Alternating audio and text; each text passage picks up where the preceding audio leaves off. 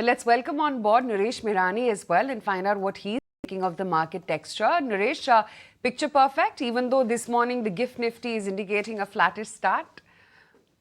So the only problem is we've had 4 consecutive gap ups on the Nifty, and historically we don't see 5-6 gap ups sustaining. So today, if we gap up a little or open flat, that would be the fifth move.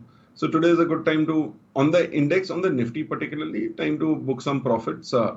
And on the Bank Nifty, the trend is still relatively positive because it's not done a similar move wherein the last range target has not come. So Bank Nifty could continue. Overall, the view is we are getting into a period where a couple of days or 2-3 days of a pause on the index could be normal. Whether we go back to 18,900 or pause at 19,200 itself, that is to be seen after price action over the next 2 sessions. But the index could take a little bit of a pause purely because it has moved up consecutively for the last 4 sessions. The trend still remains positive, and it is better to be in a trend wherein you take such steps, then take a pause and again take a bigger step. And that's been the characteristic of this move from 17,000 levels to take a move, then take a pause. So expecting a bit of a pause, but stock specific action could continue. Okay, so let's get stock specific then. Nooresh, what's on your stock list?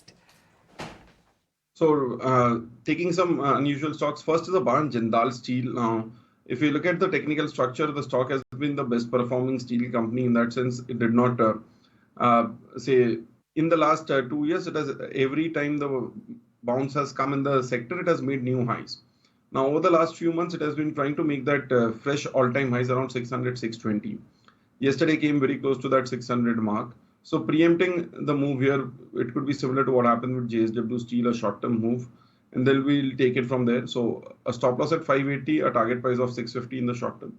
Second is a buy on Biocon. The stock went below the COVID levels, also went below 240, and now has recovered well above 240. For the last few weeks, it made a flag formation between 235 to 250, 55 levels. And finally, it has given a breakout day before. And the volumes were the largest in the last 6 months. So that's generally an indication of a strong trend change.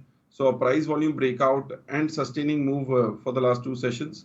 I would expect it to take a leg up. Any fade off today was a good buying opportunity. Stop loss at 254 and a target price of 300.